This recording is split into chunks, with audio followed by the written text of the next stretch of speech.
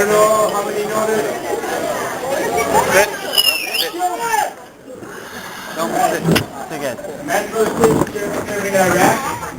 He sent a speech for us. He is technically the best.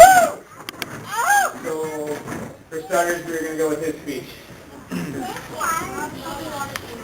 Alright. First, do you think someone could record the speech? Tyler, you got that covered? Got it going. Tyler's got that covered.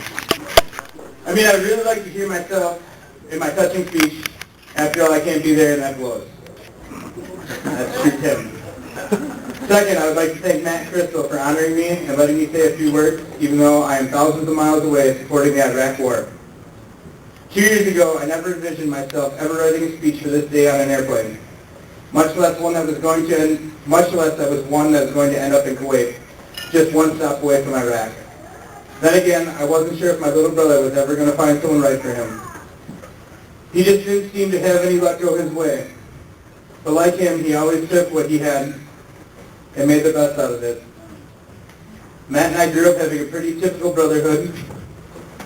And if I ever wanted anything, I made him ask for it because he was a little brother and Mom and Dad couldn't possibly say no to him. I usually ended up giving him the bloody noses, and I usually ended up getting in trouble.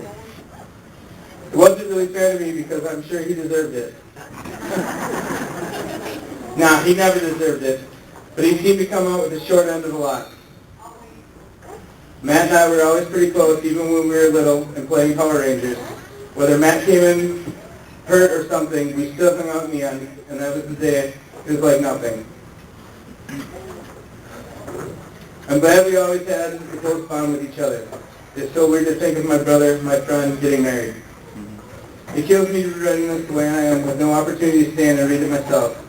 God works in mysterious ways, and this must be His way of telling us that no matter the circumstances, we will always be brothers, close brothers, and friends, no matter the distance or the reasons we are apart.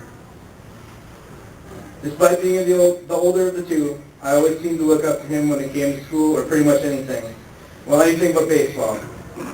I always had the edge in that, believe it or not. Matt always got the better grades. Matt only went to college for one thing and succeeded and completed it. I mean, who goes to college for a degree and only goes 8 days before deciding it isn't for him? I guess I do. Matt was even the first to move out and live on his own with his friend. Who is this little cutie reading this speech for me today?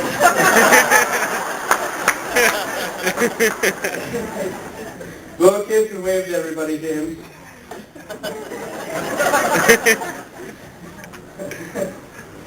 Thanks, Tim. Now I lost my spot.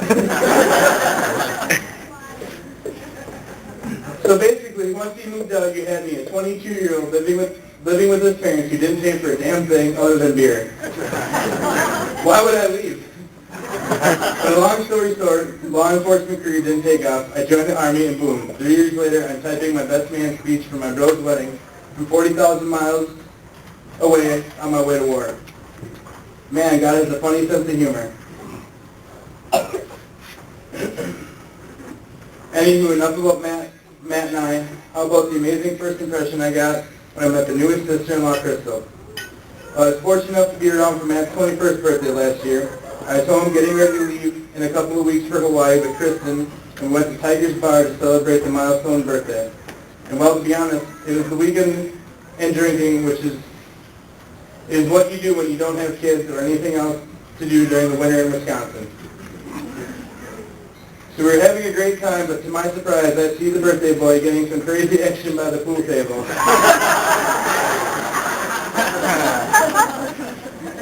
To this day, I wasn't sure if I thought that was inappropriate because my parents were there. Or if I was just jealous because I thought, hey, I want to be getting frisky over by the pool table now too. Either way, no one really knew who she was, but didn't really look like the birthday boy minded it at all. And that he did not. No sooner did the birthday come and go, Kristen and I went to Hawaii March 10, 2008. I don't believe in much more than a month or so went by and I found out he was getting married. I was really happy to hear that. Plus, to be honest, it caught me a little off guard. However, I knew deep down it was his decision he wanted to do and make, even more so it was a decision they both made and wanted to commit to. Crystal and Matt, I'm so proud of you both. You guys proved through the time that you guys really do love each other and want to be with one another.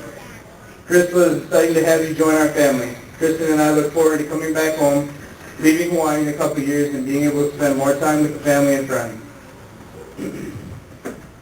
The little time we've spent together, though, has been fun. I know everything should work out for you two, just as the little time I spent with your mom that cloudy day in July, go-karting, plus the 25 years I have been able to share with my parents.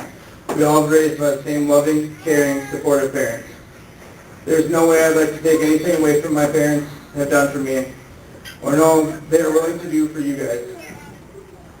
Through watching Mom, Dad, as we grew up, I've successfully found a job, been married now for 2 years, have a beautiful little girl that misses her daddies because she knows how much he will love her, because they were raised by parents we knew and loved still. So congratulations, Crystal and Matt. I know the speech was long, but oh well, not like there's anything, it's not that anything, if anyone's going to say anything to me after it. Thanks, Tim. So I'm sorry I couldn't be there to share this special day with you. Kristen is trying to do everything to move home. I'm somewhere in a hot desert carrying too much gear, too much heat. So let's toast the newest bride and groom, my new sister, and the best brothers anyone could ever ask for. Love always, Tim, Kristen, and Deanna.